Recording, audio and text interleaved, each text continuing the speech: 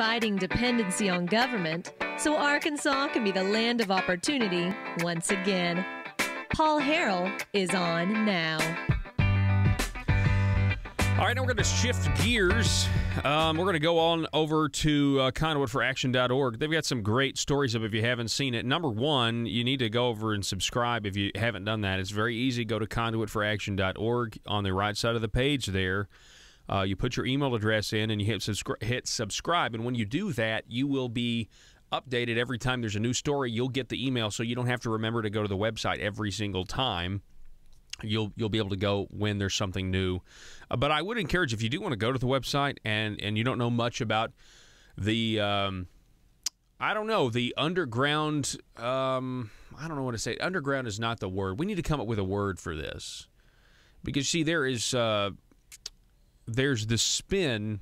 Let me say this. If you want to get beneath the spin of the establishment Arkansas Republican Party, you need to go to conduitforaction.org and just start reading. And read and read and read. I mean, just you get down to the bottom of the page, you click page 2, page 3, page 4, and just read all of these articles. They tell you what has been happening in the session. They tell you what happened in the last session, in the fiscal session, over and over and over. And you will be a very, very educated person on what really goes on, where the real special interests are. And you'll quickly discover that a lot of what's actually been going on here in this state is that liberty has been contracting, government has been growing, and they want more of our money. But so they got a couple of new articles, 3 of them actually. Let me go to this one because this is the most recent one, and because I think this one comes up with a new phrase that many people would love to use, but I think those in leadership wouldn't actually mean it. It's a phrase you've heard before, no doubt, but the phrase is tax relief. Tax relief. Now, tax relief would best be felt with a tax cut.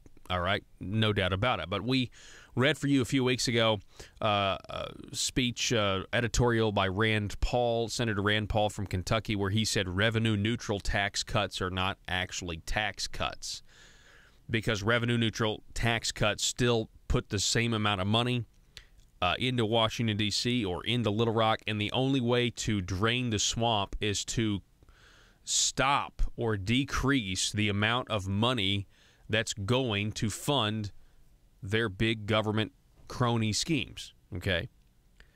It's a really good point. So what do we want as limited government conservatives? Well, the one thing that small business owners want, the one thing that people who are at entry-level jobs now that have all this ambition, all this motivation, that are learning skills, that want to start their own business, you want something called relief. And the relief means that right now you are in pain. It means that right now you are in some sort of anguish, and there is a source to that anguish. There's a source to that pain, or there's a source to that, uncomfortableness. Is that a word? Is uncomfortableness a word?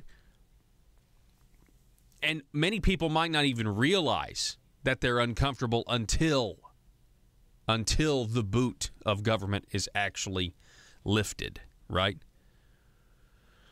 So let's read this commentary over at conduitforaction.org. The Arkansas Tax Reform and Relief Legislative Task Force. Now, I'm going to say it right because it's written in the article correctly, but we call it the Tax Farce, okay? The Tax Reform, Relief, and Legislative Tax Farce. But I will say it right for the purposes of this article. The Arkansas Tax Reform and Relief Legislative Task Force was created by the 2017 Arkansas General Assembly. There has been much buzz about the new task force. The membership of the task force has been appointed and work should begin soon. There is no doubt the legislators on the task force will work hard for positive change.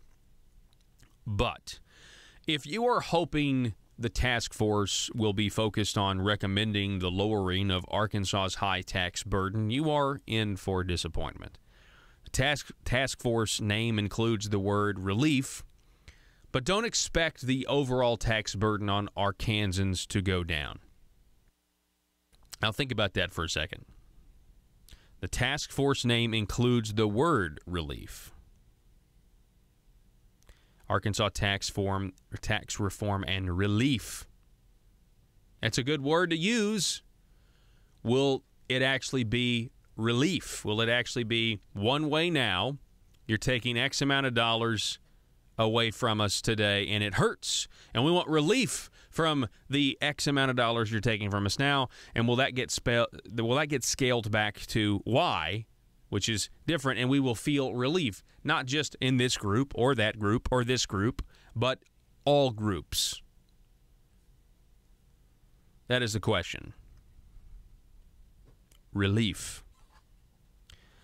Instead of being about lowering tax burden, the task force is about tax shifting and hopefully some fairness within the overall tax system. Some members of the task force will want to lower the tax burden, but they do not have the essential tool necessary to do that. The missing tool is limiting state spending. Let me say that again. The missing tool, if you want tax relief, is to have Republicans in power that actually limit spending.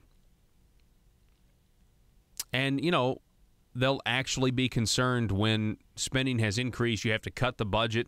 You won't try to spend this. I mean, can we talk about how the Republican Party of Arkansas, Senators Jim Hendren, Governor Asa Hutchinson, are in complete spend control. They are in complete spend control, along with Senator Jonathan Dismang. The man had to cut $70 million because he didn't have the revenue coming in. And he said, well, it's a revenue problem, not a spending problem. When he's increased spending on the books, almost $500 million in the combined 3 years that he's been governor. And he doesn't have a spending problem, though. Now, come on.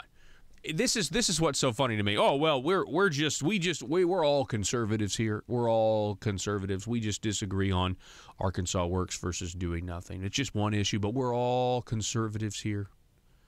We're all conservatives here. We just disagree on the Second Amendment. But we're all conservatives. We just disagree whether or not people should be. We think there should be an extra class of. A new concealed carry license, an extra elevated concealed carry license, more red tape, more regulations for you to jump through to exercise your Second Amendment right. That's what they passed down there. But we're all conservatives. It's just this one issue on the Second Amendment we differ from. Hey, we're all conservatives here. We're all conservatives. It's just that we differ on when to do tax reform. You know, you guys want to do it now when there's a full 135-member General Assembly down here, but we want to whittle that down to about 15 people, and we want to study it in the interim, and we want predetermined results, and we'll get to our tax reform. We're going to make sure they're revenue-neutral tax cuts, but we're all conservatives here. We just differ on, this one little tax thing. We're all conservatives here. We just differ on the religious freedom bill. We just differ on that just a little bit. A lot of LGBT, RSTLNEQ, would you like to buy a vowel? Protesters down here. They're putting a lot of pressure on the Republican governor to not sign the bill that he supported and even flipped Democrat votes to support for. It's just one issue, though. We're all conservatives. We're all conservatives, though. How many times does that have to happen, ladies and gentlemen? How many times before somebody, and nobody in the mainstream media is going to do it, the mainstream media is hoping all the progressive ideas that the Republicans are pursuing right now crash and burn so that they can then shill for Democrats? Because they'd rather Democrats be in power because they more agree with Democrats. That's what they're waiting for. They'll claim conservatism has been tried when the big government Republicans' idea fails, like cutting taxes and increasing spending by $500 million. When those ideas fail, the mainstream media will call Asa a conservative in the paper. We tried it the conservative way. We tried it the conservative. Everybody talks about how conservatives love to spend more and more every year and lower taxes and never shrink the size of government. I've told you about this for many times. That's how Barack Obama waltzed into the Oval Office, partly because The media said that George W. Bush governed conservatively. We tried it his way. When George W. Bush, we've even said it this week, grew government tremendously until Obama got in office. Sorry, it's frustrating to me, and it's kind of all hitting me at once, but they are in such spin control, trying to defend the fact that they had to cut the budget $70 million this year, $43 million next year, and they have the audacity to tell you that they don't have a spending problem, they have a revenue problem. It's just funny to me. I guess the person that I can't, the person that I keep thinking about, and this is because, well, whatever, I'm not going to get into it, but Senator Jim Hendren, okay? So Senator Jim Hendren, he's the nephew number one. He's the governor's, he's the majority leader. He pushes everything. Most of everything he wants, he gets. In many cases, and I've seen it on the floor now. I've seen it in the Joint Budget Committee. I saw it in the Judiciary Committee. He doesn't really like to argue points. He likes to argue well, just quite frankly, in a very cheap way, and I'm not really sure why. Because if you really believe what you believe, and you just have the arguments to back it up, you don't have to say, you don't have to pull. Well, essentially, you don't support the troops if you don't support the veterans tax cut bill. When you're being asked to raise taxes, you don't have to do those types of things. You don't have to say when Brian King asks you in joint budget, are you concerned that we don't have a surplus, but we used to have a surplus? And your response is, well, are you wanting to raise our taxes to where we have a surplus? Just completely ignoring. Of course he doesn't want to raise taxes. He's pointing out a fact, and you are so connected with trying to not make Asa look bad that you just don't even have an honest conservative argument anymore based on the things that we all agree on, right? We all agree on. You don't want to say we were here and now we're here, and it's not like you can go blame Mike Beebe for spending this money, right? It's not like you can go blame the Democrats who are in leadership for spending this money, because there are no Democrats. Well, there still kind of are. They like to switch to Republicans and then call themselves a Republican immediately, immediately lead the church and, or immediately sing in the choir, which doesn't make any sense. But it's just, it's so transparently obvious that Governor Hutchinson has moved Republicans to the left. He has moved Republican senators to the left. He has moved Republican representatives to the left. The Democratic Party in Arkansas, why are they not calling for Jake Files' resignation? If they were at the level of discomfort they should be at, if we were actually cutting taxes and actually slashing the size of government, if we were actually getting out of Obamacare Medicaid expansion, if we were actually treating, if we were actually doing the things that we all said we agreed with back in 2010, the Democratic Party would have had 3 press conferences by now asking Senator Jake Files to resign. And that is, that's an easy speculation that's pretty accurate. But they're not. If the Democrat Party was at the level of discomfort they should be at based on what Republicans say they believe in, what the platform says, and the massive amount of support that you have from the people of Arkansas that, are against the bureaucrats and against the special interests, but tough, then John Brummett would be writing critical articles at a much higher pace. You would have a lot more discomfort from the left. But instead, I could show you, ladies and gentlemen, article after article of leftist columnists praising what's going on down there. John Brummett credits Asa with saving Medicaid expansion. And and he did criticize him for, trying to execute those people, or he did execute 4 of them. But you know what I mean? It's just, if anybody were to look at how, for some reason, all of the battles that the average voter thinks are important are all of a sudden not important down there to these guys, you'd say, wow, there's something off here. When we read that letter from Governor Asa Hutchinson, where he uses that fundraising letter that he sent out, how many times did he use the word conservative? He used it at least twice, talked about our conservative goals or our conservative principles, our conservative policy. Asa Hutchinson is not a conservative. He's not a conservative, folks. I don't know how to explain that any clearer. Governor Asa Hutchinson is not a conservative. He doesn't know how to go and actually articulate, go to the podium.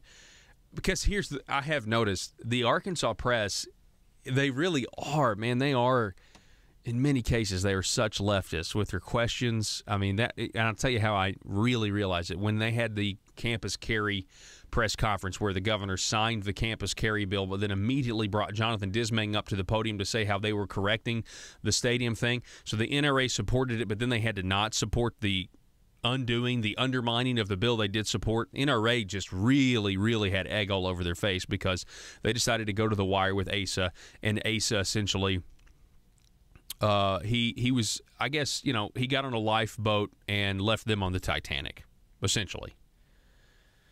But their questions were so hostile, they were just so leftist and so anti-Second Amendment. It was amusing to me. I was in the room. I was listening to all of this. I was like, wow, these guys really are leftists. And Governor Hutchinson doesn't know, because Governor Hutchinson doesn't believe in conservative enough to be able to know how to take those questions on the fly and give a principled, conservative response, whether it's a constitutional assertion, whether it's a free market assertion, whether it's a pro-small business assertion. Now, he knows how to go out and talk to the Chinese and be pro-business, be pro-big business, but not understanding that your small businesses are where it's at. Their growth is what you're going to see long-term yields from the people. It's just really, really sad. Real quick, before we go, this was all I was supposed to. I wanted to read this article. I'm sorry. This kind of just set me off. Conduit for action. Here's why you shouldn't expect the task force to have any impact on Arkansas's overall tax burden. All the goals listed for the task force are about tax shifting, other than the goal of modernizing, whatever that is, and simplifying the tax code. This year, Governor Asa Hutchinson opposed tax cuts that would require budget cuts. The governor and many legislators still want to raise more tax money. The governor wants to use even more taxpayer money for bonds to give incentives to big businesses. The state budget process is not about holding down costs, but eliminating wasteful or low-priority spending. Instead, the budget process is geared to give agencies an across-the-board increase.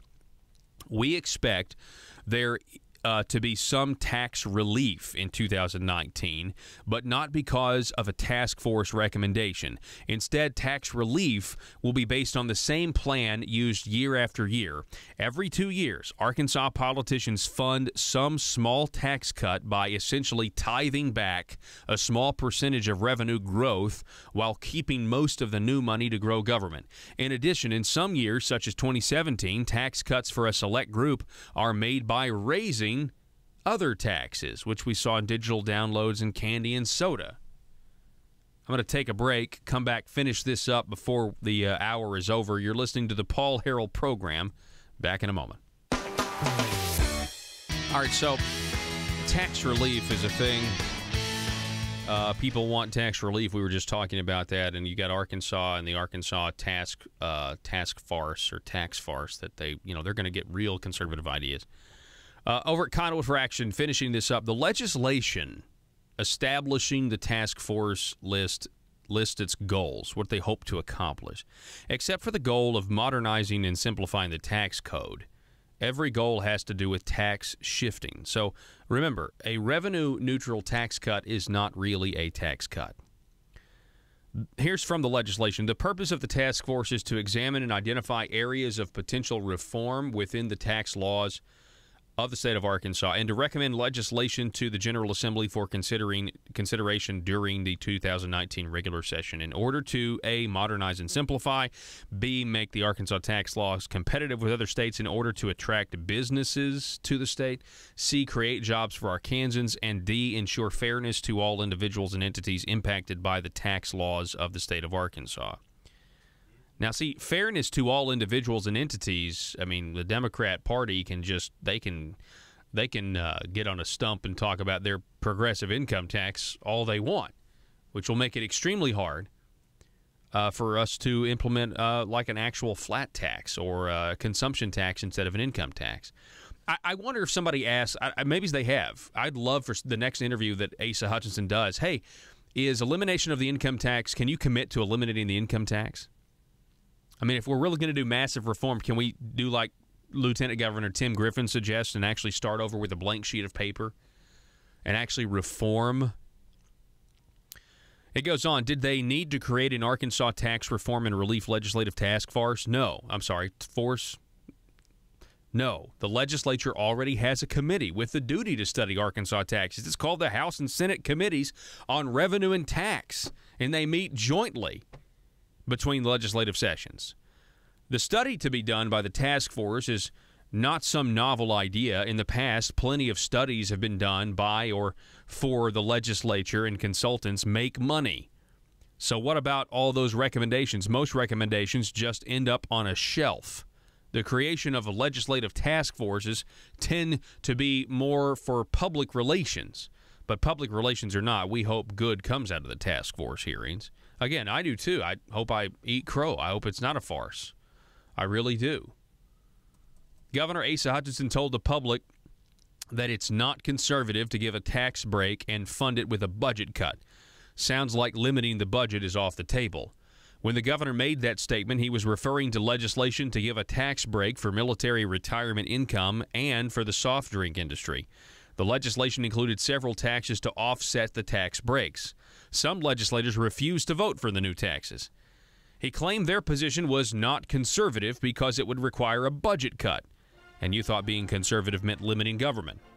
The governor continues to express support for increasing the tax burden on Arkansans through 1, a proposed sales tax on your online purchases from out-of-state sellers, 2, an increase in the taxes on gasoline to be used for highways, plus he wants more of your tax money for bonds to give big incentives to corporations. The governor's focus appears to be on increasing the overall tax burden, not reducing it. Let me say that again. Look at what he supported this last legislative session and tell me I'm wrong. We will see. It's a great article. It's over at conduitforaction.org. I'll finish it up when we get back. Don't go anywhere. Back in a minute.